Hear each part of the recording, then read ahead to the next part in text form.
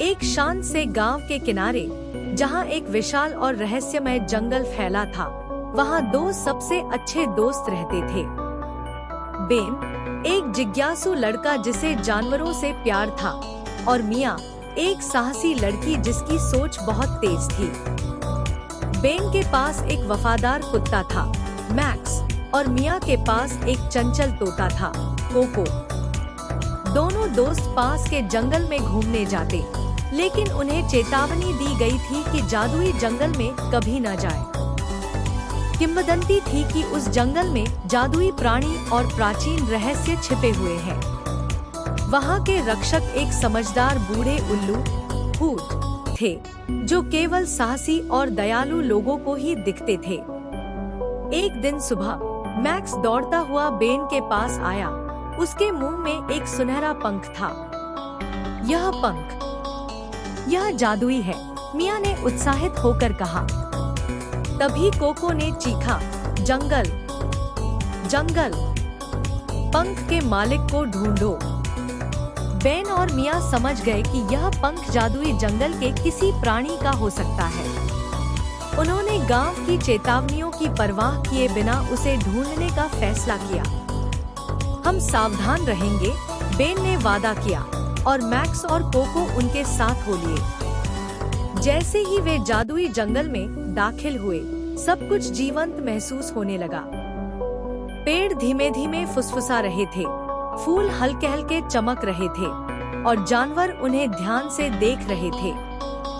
तभी चमकते फर वाली एक गिलहरी उनके पास आई। मेरे पीछे आओ, उसने चहकते हुए कहा और दौड़ पड़ी। वे गिलहरी का पीछा करते हुए एक खुली जगह पर पहुँचे, जहाँ एक सुंदर सफेद हिरण स्टैग अपने सुनहरे सींगों के साथ एक गिरे हुए पेड़ के नीचे फंसा हुआ था। मुझे बचाओ और मैं तुम्हें इनाम दूंगा, हिरण ने गहरी सौम्य आवाज में कहा। बेन और मिया ने मैक्स की ताकत और कोको की मदद से मिलकर पेड़ हटाया और हिरण को आजाद किया। जैसे ही हिरण खड़ा हुआ, वह बहुत सुंदर और भव्य लग रहा था। तुम्हारा धन्यवाद दयालु मित्रों, उसने कहा। यह जंगल खतरे में है। एक शरारती छोटा राक्षस वह जादुई पत्थर चुरा कर ले गया है, जो प्रकृति का संतुलन बनाए रखता है। क्या तुम उसे वापस लाने में मेरी मदद करोगे? बेन और मिया ने एक दूसरे की तरफ देखा और हिम्मत से कहा, बिल्कुल करेंगे। हिरण ने उन्हें एक झिलमिलाती नदी के पास पहुंचाया और कहा, इस नदी को पार करो और तुम्हें छोटा राक्षस की गुफा मिलेगी, लेकिन उसके धोखों से सावधान रहना। मैक्स की सूंघने की ताकत और कोको की पैनी नजर के सहारे उन्होंने नदी पार की और एक अंधेरी गुफा में प्रवेश किया। गुफा के अंदर छोटा राक्षस जादुई पत्थर की रक्षा कर रहा था और खुद से हंस रहा था। कौन है जो मुझे परेशान करने आया है? उसने गुस्से में पूछा। बेन ने हिम्मत दिखाते हुए कहा, हम यहाँ पत्थर वापस लेने आए हैं। छोटा राक्षस हंसा और बोला, अगर तुम मेरी पहेली का जवाब दे सके तो मैं तुम्हें पत्थर दे दूंगा। छोटा राक्षस ने पूछा, मैं बोलता हूँ बिना मुंह के, सुनता हूँ बिना कान के। मेरे पास कोई शरीर नहीं, लेकिन मैं हवा के साथ जीवित हो जाता हूँ। मैं कौन हूँ? मिया गहराई से सोचने लगी, जबकि बेन ने कोको से कहा कि छोटा राक्षस का ध्यान भटकाए। अचानक मिया चिल्लाई, प्रतिध्वनि।